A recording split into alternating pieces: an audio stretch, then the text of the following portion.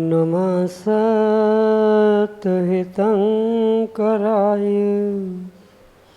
वीराय भव्याम्बुजभास्कराय अनन्तलोकाय सुरार्चिताय देवादिदेवाय नमो जिनाय देवादिदेवाय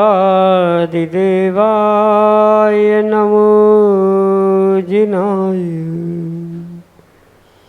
अनंत अनंत सिद्ध परमेष्टि भगवान की, देवादिदेव 1008 भगवान आदिनाथ स्वामी के, परम पूज्य आचार्य भगवंत गुरुवर विशुद्ध सागर जी मुनि महाराज की, परम पूज्य मुनि श्री सुप्रभ सागर जी महाराज की, 3 करोड़ मुनिराजों की,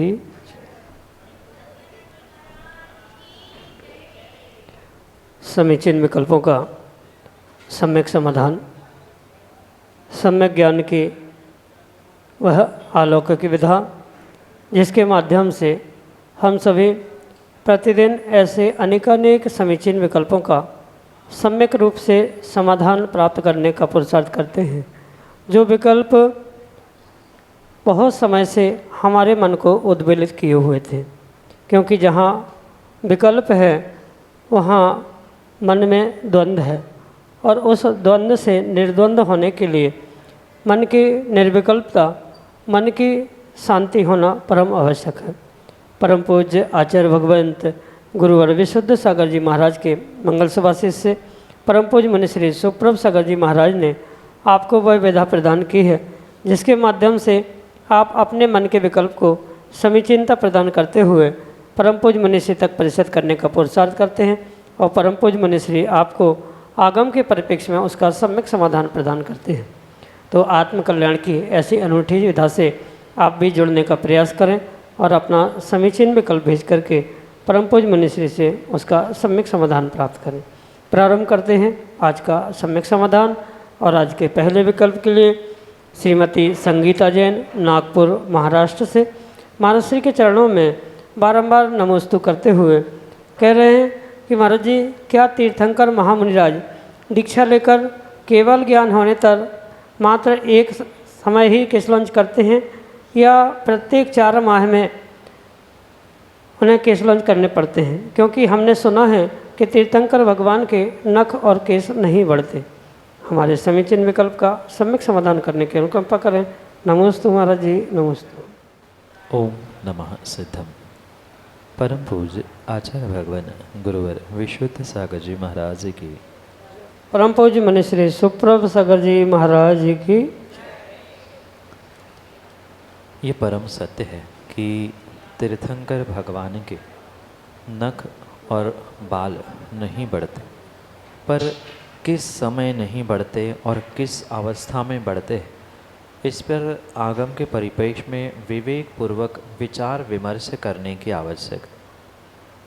जब तीर्थंकर भगवान महामुनिराज की अवस्था में होते हैं उस समय पर उनके नख और केस दोनों भी बढ़ते हैं, इसमें किसी प्रकार से कोई विकल्प नहीं है। पर वही जब तीर्थंकर अवस्था को प्रकट करते हैं अर्थात केवल ज्ञान प्रकट करते ही जैसे उनके तीर्थंकर प्रकृति का उदय होता है, ऐसे स्थिति में ऐसे समय पर उसके उपरांत यानी केवल ज्ञान प्रकट होने के बाद कभी भी तीर्थंकर भगवान के या महामुनिराज के केवली भगवान के नख और केस नहीं बढ़ते, ये भी सिद्धांत समझने की आवश्यकता है।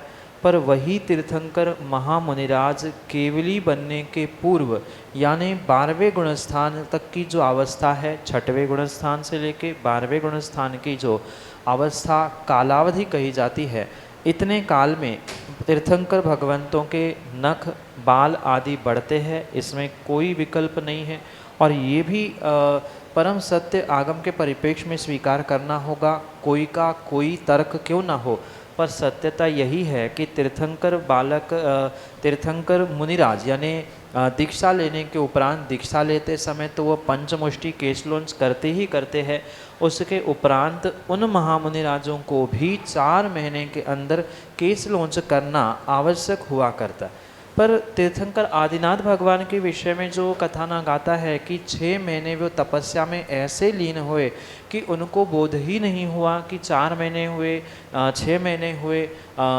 साथ में तीर्थंकर के अलावा अन्य भी जो केवली मतलब बाहुबली भगवान के भी विषय में आता है कि 1 साल वे तपस्या में लीन हो गए।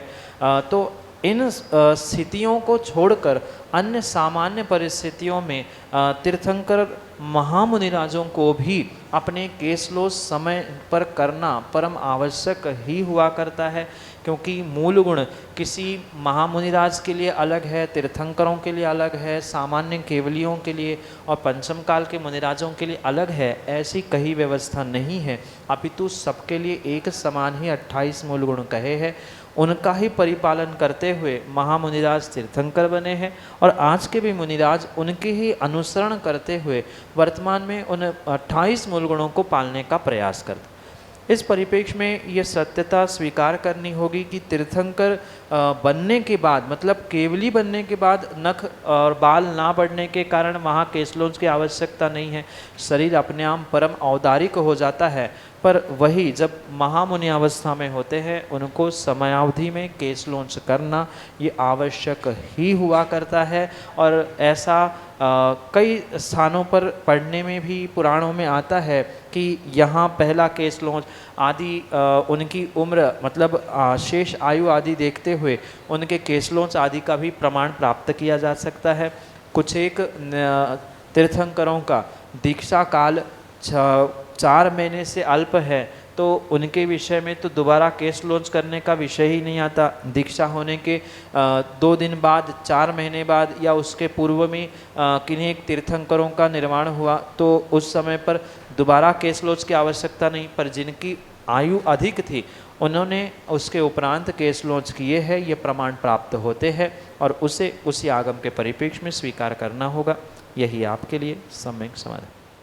श्रीमती शील जैन आरा बिहार से अगले समीचीन विकल्प के लिए।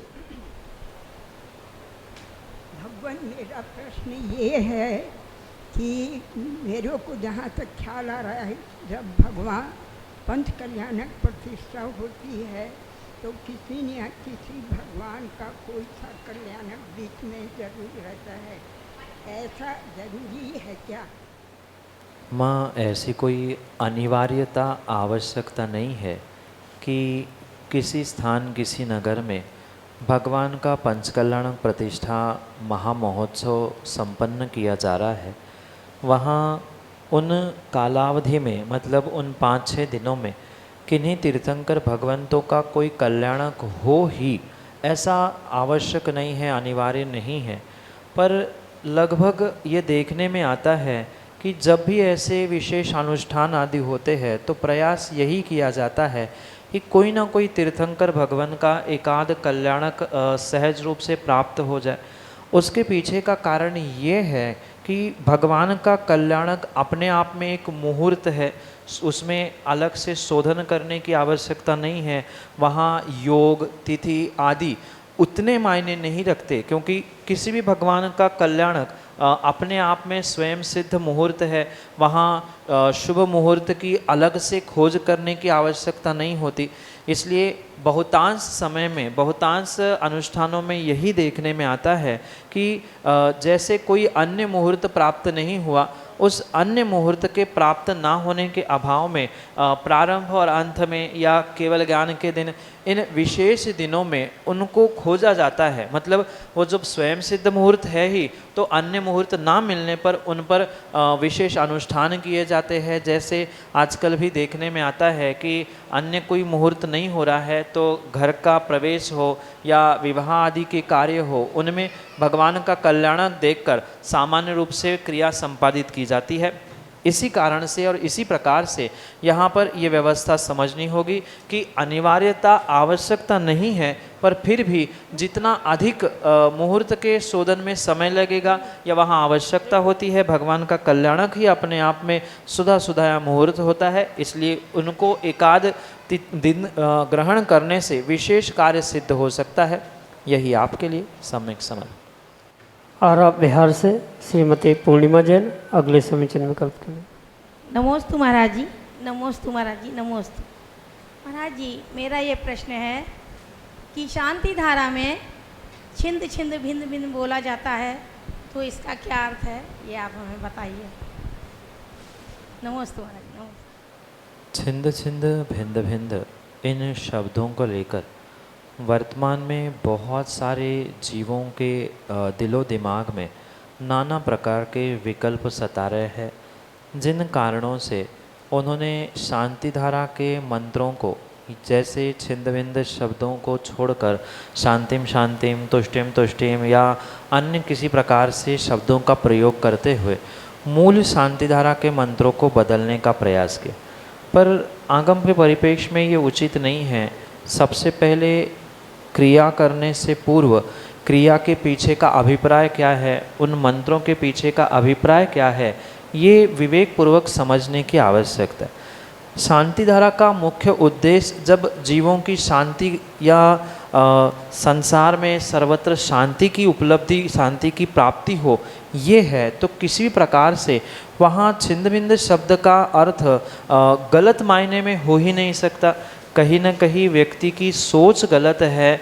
छोटी सोच के कारण से ही वह आचार्यों के अभिप्राय को ना समझने के कारण उसमें सुधार करने का प्रयास करता है। जैसे कि मैंने कहा कि अभिप्राय समझना आवश्यक है। शब्दशः अर्थ अगर छिंद छिंद और भिंद भिंद का समझे तो छेदन हो जाए, छेदन हो जाए, भेदन हो जाए, भेदन हो जाए। पर छेदन भेदन किसका कहा जा रहा है? वहाँ किसी भी प्रकार से कोई हिंसात्मक अभिप्राय नहीं है। अगर हिंसात्मक अभिप्राय होता तो इतने वर्षों से चली आई शांति धारा, क्या इतने दिगंबर मुनिराज, इतने दिगंबर आचार्य भगवंत हुए, क्या उनको उसमें सुधार करने का कभी विकल्प नहीं आया होगा? क्योंकि उनको उसका अभिप्राय पता था, इसलिए उसमें सुधार करने की आवश्यकता नहीं थी। पर वर्तमान में तथाकथित ज्ञानी विद्वानों को इसका अभिप्राय ना पता होने के कारण से उसमें सुधार करते हुए, अरे छेदन भेदन कैसे किया जा सकता है, भगवान के सामने है, हम कहे तो शांति की बात करें, किसी की मरने की, छेदन करने की, भेदन करने का कैसा अभिप्राय रखे? वहाँ शब्दों से नहीं अपितु अभिप्राय से कार्य करने की आवश्यकता है।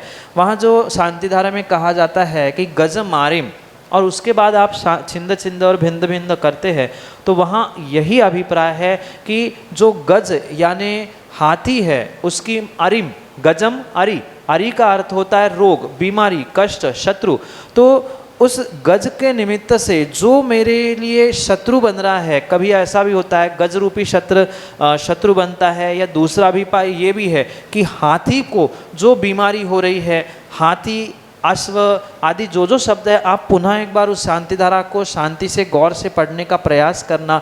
नर मारिम, अश्व मारिम, गो मारिम, महिष मारिम, अश्व मारिम आदि आदि उन शब्दों को संस्कृत भाषा के साथ समझे। अश्व यानी घोड़ा, गो यानी गाय, गज यानी हाथी, नर यानी मनुष्य, अरिम यानी शत्रु। उनके शत्रुओं को हम छेदन भेदन करने का प्रयास कर रहे हैं। अगर ऐसा कहा जाए कि इनमें मात्र हिंसात्मक ही भावना है, तो कभी आप अरिहंत नाम लेके उनको नमस्कार ही नहीं कर सकते, क्योंकि वही सबसे पहले हम नमो अरिहंताणम नमो अरहंताणम में कहते हैं कि अरिहंताणम, जिन्होंने शत्रु को हनन कर दिया। तो फिर अरिहंत शब्द तुम्हारे या आपके डिक्शनरी में नहीं होना चाहिए था, जबकि जो अभिप्राय है वो मायने रखता है, ना कि वहाँ कोई हिंसा का अभिप्राय है। वहाँ जो रोग, बीमारी, कष्ट आदि का छेदन भेदन कहा है, तो वो छेदन भेदन का अर्थ किसी को कष्ट देना, किसी को नुकसान पहुँचाना नहीं, क्योंकि शांति धारा का अभिप्राय ही शांति धारण करना और जगत में शांति होना है। इसलिए ये विवेक पूर्वक समझे, नहीं तो अरिहंत ही शब्द हमारे आगम से, हमारी व्यवहार से समाप्त हो जाएगा, तो फिर हम कहीं के ही नहीं बच पाएंगे। क्योंकि वहाँ भी अगर अभिप्राय सही नहीं है तो हन यानी नाश करना, हनन करना, शत्रु का हनन करने वाला ही अरि है। पर अरि कौन है? हमारे कर्म ही अरि है। ऐसे ही विश्व शांति के लिए जो शांति धारा में छिंद भिंद भिन्न भिन्न कहा जाता है, वहाँ तत्तजन्य बीमारी, तत्तजन्य कष्ट उन जीवों को या उनके निमित्त से हमें उपलब्ध हो रहे हैं, उनका छेदन भेदन हो, वह हमसे दूर हो, यही मुख्य अभिप्राय है, जो कि आपके लिए सम्यक समाधान से। सीए शशांक जैन, आरा बिहार से अगले समीचीन विकल्प। हे भगवान, नमोस्तु नमोस्तु नमोस्तु। भगवान, बहुत बार ये सुनने में आता है कि ये तो मिथ्यात्व है, तो मिथ्यात्व की व्याख्या क्या है और उसका फल क्या भोगना पड़ता है? मिथ्यात्व शब्द के कई सारे मायने, कई सारे अर्थ हुआ करते, पर सामान्य रूप से क्रियाओं को लेकर या व्यवहार में पूजन पाठ आदि को लेकर जो मिथ्यात्व शब्द कहा जाता है, उसे हमें वास्तव में विवेक पूर्वक समझना होगा।